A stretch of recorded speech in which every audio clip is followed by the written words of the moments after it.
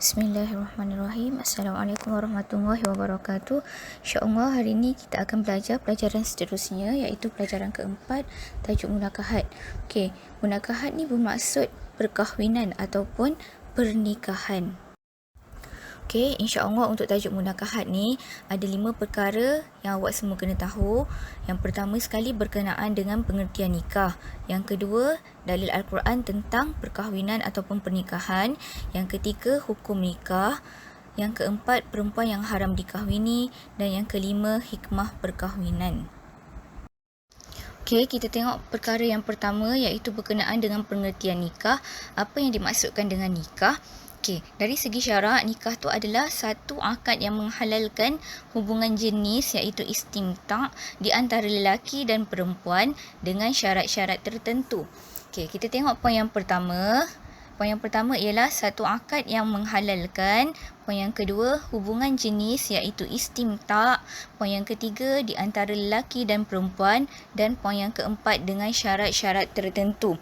Okey, maksud kat sini, nikah ni adalah satu perkara ataupun satu hubungan yang boleh menghalalkan antara lelaki dengan perempuan. Lelaki dengan perempuan, dia ada batas-batasnya. So, kalau nak dihalalkan hubungan tersebut melalui pernikahan. Tapi ada beberapa syarat-syarat tertentu. Okey, untuk seterusnya, dalil tentang perkahwinan iaitu daripada surah An-Nisa ayat 3. A'udzubillahi minasyaitonirrajim.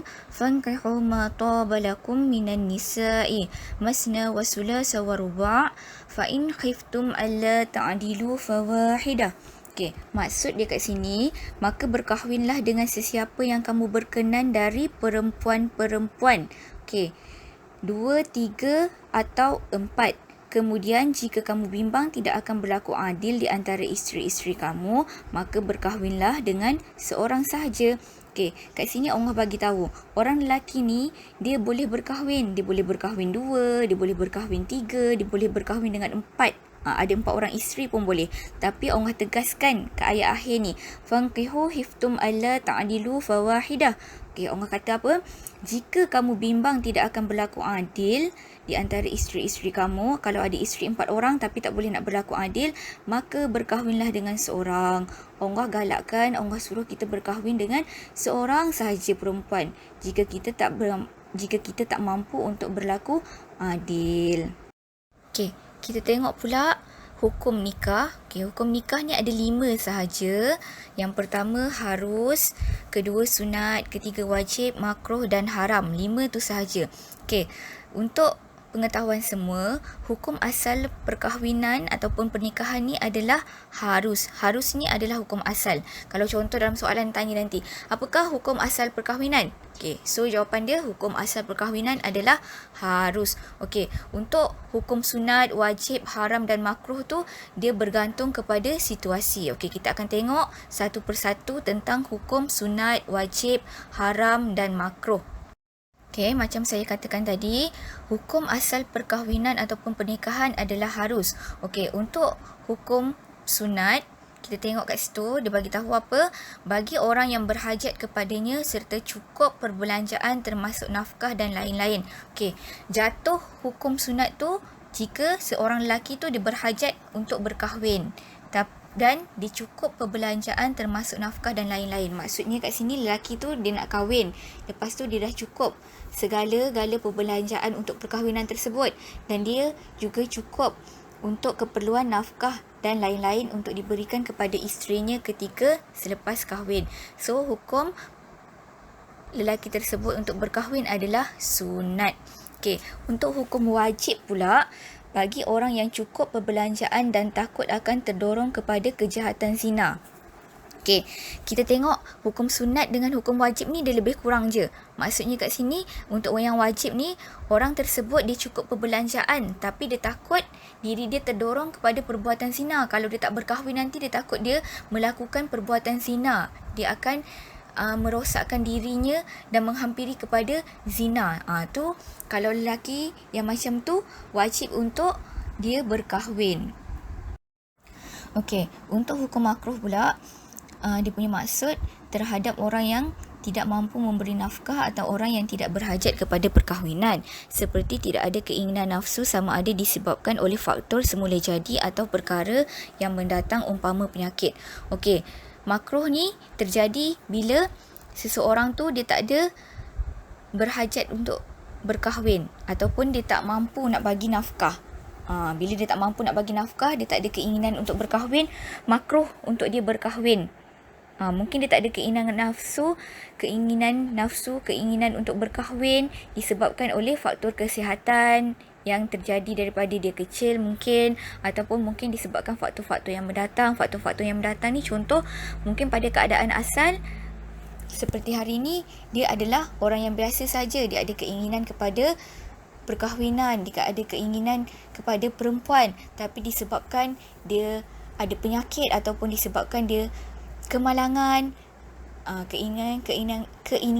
keinginan tersebut termusnah. So makruh untuk dia berkahwin.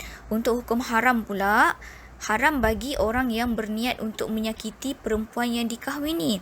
Okey, yang ini kalau lelaki tersebut dia berkahwin untuk nak sakitkan perempuan, nak dendam dengan perempuan ataupun nak seksa perempuan tersebut, haram untuk dia bernikah. Okey, contoh, Ahmad disuka pada Siti, tapi Siti tak layan masa di sekolah, masa belajar dulu sebab nak tumpukan pelajaran. Okey, satu hari waktu bekerja terjumpa pula Siti ni semula. So Ahmad nekat, okey, aku nak kahwin dengan Siti ni, aku nak balas dendam sebab dulu Siti ni tak layan aku. Okey, kali ni dia kahwin dengan aku nanti, aku akan buat dia rasa sakit. Kalau ada niat macam tu, haram untuk lelaki tersebut berkahwin. Seterusnya kita tengok pula perempuan yang haram dikahwini. Okey, ada 3 jenis perempuan yang haram dikahwini. Okey, yang pertama sekali, perempuan yang haram dikahwini disebabkan nasab. Nasab ni maksudnya keturunan. Yang kedua disebabkan oleh penyusuan, dan yang ketiga disebabkan oleh musaharah, iaitu persemendaan. Okey, kita tengok perempuan-perempuan yang haram dikahwini disebabkan oleh nasab. Yang macam saya kata tadi, disebabkan oleh keturunan. Okey, yang pertama, ibu dan ibunya, iaitu nenek. Awak ada mak awak, lepas tu mak kepada mak awak. Nenek awak lah. Ibu dari bapa dan ke atas. Yang ini maksudnya daripada sebelah ayah kita, nenek sebelah ayah kita dan ke atas. Nenek, lepas tu ada moyang, dan seterusnya. Okey, seterusnya yang kedua, anak dan cucu perempuan seterusnya hingga ke bawah. Okey, anak, lepas tu cucu perempuan kita, cicit perempuan kita dan seterusnya hingga ke bawah. Okey, yang ketiga, saudara perempuan seibu sebapa, sebapa atau seibu. Okey, saudara perempuan seibu sebapa ni maksudnya adik-beradik kita. Adik-beradik yang satu mak, satu ayah. Maksudnya mak sama, ayah pun sama. Okey, ataupun saudara perempuan sebapa. Maksudnya sama ayah lain mak. Binti bin sama tapi mak lain-lain. Ataupun saudara perempuan seibu. Yang ni maksudnya mak sama tapi ayah lain-lain, seibu. Okey, seterusnya yang keempat, saudara perempuan dari bapa.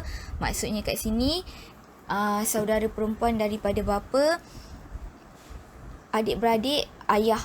Saudara perempuan daripada bapa, makcik-makcik, ataupun saudara perempuan daripada ibu, makcik-makcik daripada sebelah ibu. Yang keenam, anak perempuan dari saudara lelaki dan seterusnya. Maksudnya anak perempuan, anak buah kita daripada adik-beradik lelaki kita dan seterusnya. Bertingkat-tingkat lah maksudnya, seterusnya lah. Okey. Dan akhir sekali anak perempuan dari saudara perempuan dan seterusnya. Maksudnya kat sini anak buah kita daripada adik-beradik perempuan kita dan seterusnya. Seterusnya maksudnya contoh, anak buah kita daripada adik perempuan kita. Okey, contoh anak buah kita tu dia ada anak. Anak dia tu anak perempuannya. Seterusnya berperingkat-peringkat macam tu lah. Anak buah kita, cucu saudara kita nanti dan seterusnya. Itu adalah perempuan yang haram dikahwini disebabkan oleh nasab, iaitu keturunan. Okey, kalau awak tengok perempuan yang haram dikahwini disebabkan oleh penyusuan pun sama. Sama kategori wanita dia, perempuannya untuk yang haram dikahwini disebabkan oleh nasab tadi, keturunan, dan sama juga perempuan yang haram dikahwini disebabkan oleh penyusuan. Kategori perempuan dia, jenis-jenis perempuannya adalah sama, 7 tadi. Saya tak payah ulang benda yang sama juga. Okey, kita tengok pula yang seterusnya.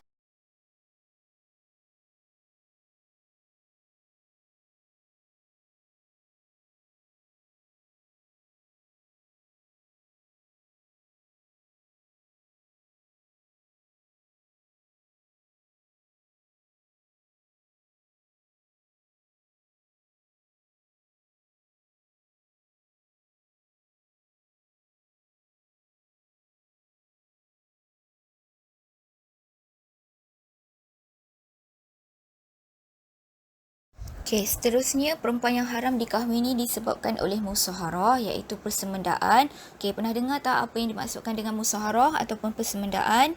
Okey, tengok poin yang saya bagi kat situ. Musyawarah bermaksud hubungan kekeluargaan yang terjadi melalui pernikahan. Maksudnya hubungan keluarga tu terbina dengan bernikah ataupun perkahwinan. Contoh, ibu dan ayah awak. Ibu dan ayah awak sebelum bernikah tak ada hubungan apa-apa. Tapi lepas dah berkahwin, lepas dah bernikah, ada hubungan iaitu suami dan isteri. Yang itu dimaksudkan musyawarah ataupun persemendaan. Okey, contoh-contoh perempuan yang haram dikahwini disebabkan oleh musyawarah. Yang pertama, ibu kepada isteri iaitu ibu mertua. Yang kedua, anak tiri apabila ibunya sudah disetubuhi. Okey, contoh, ibu awak berkahwin, awak dapat ayah tiri awak. Okey, so ayah tiri awak dan ibu awak telah bersama. So, ayah tiri tak boleh berkahwin dengan anak tiri perempuannya. Okey, yang ketiga, isteri kepada anak iaitu menantu, dan yang akhir sekali isteri kepada bapa iaitu ibu tiri. Okey, itu adalah 4 perempuan yang haram dikahwini disebabkan oleh musyawarah ataupun persemendaan. Okey, akhir sekali kita tengok pula hikmah perkahwinan. Hikmah perkahwinan ni ada 5. Yang pertama, memelihara akhlak daripada maksiat. Yang kedua, mewujudkan ketenteraman jiwa serta ketenangan rohani. Yang ketiga, meluaskan persaudaraan dan bekerjasama dalam masyarakat. Yang keempat, memenuhi fitrah dan naluri manusia yang telah ditetapkan oleh Allah. Dan yang akhir sekali, melahirkan keturunan yang soleh dan solehah. Okey, kita tengok perkara yang pertama tu, memelihara akhlak daripada maksiat. Okey, melalui perkahwinan ni, bila kita berkahwin akan terpeliharalah akhlak kita daripada maksiat. Maksudnya tak adalah kita bergaul lelaki perempuan tanpa batasan. Bila dah berkahwin, ada halal hubungan kita, maka terpeliharalah akhlak kita daripada maksiat. Daripada perbuatan zina semua tu. Okey, yang kedua, mewujudkan ketenteraman jiwa serta ketenangan rohani. Okey, bila dah berkahwin ni, suami perlukan isteri, isteri perlukan suami. Wujudlah ketenteraman jiwa. Allah dah ciptakan setiap manusia tu, setiap makhluk dia ada pasangan-pasangannya. Okey, seterusnya, meluaskan persaudaraan dan bekerjasama dalam masyarakat. Melalui perkahwinan ni, kita akan meluaskan lagi persaudaraan kita. Okey, contoh, Ali berkahwin dengan Siti. So, keluarga Ali berkenalan dengan keluarga Siti. Macam tu juga dengan keluarga Siti berkenalan juga dengan keluarga Ali. Maka, terjalinlah persaudaraan dalam masyarakat. Okey, seterusnya yang keempat, memenuhi fitrah dan naluri manusia yang telah ditetapkan oleh Allah. Allah jadikan manusia ni ada naluri, fitrahnya. Perempuan sukakan kepada lelaki, lelaki sukakan kepada perempuan. So, bila berkahwin, dapatlah penuhi fitrah kita sebagai manusia yang telah ditetapkan Allah tu. Perasaan kita, lelaki dia berkehendak kepada perempuan, perempuan berkehendak kepada lelaki. So, melalui perkahwinan untuk halalkan hubungan tersebut. Dan yang akhir sekali, melahirkan keturunan yang soleh solehah. Bila dah berkahwin tu, sunatlah untuk kita melahirkan zuriat keturunan yang soleh solehah. Wallahu alam. Tu saja untuk hari ini.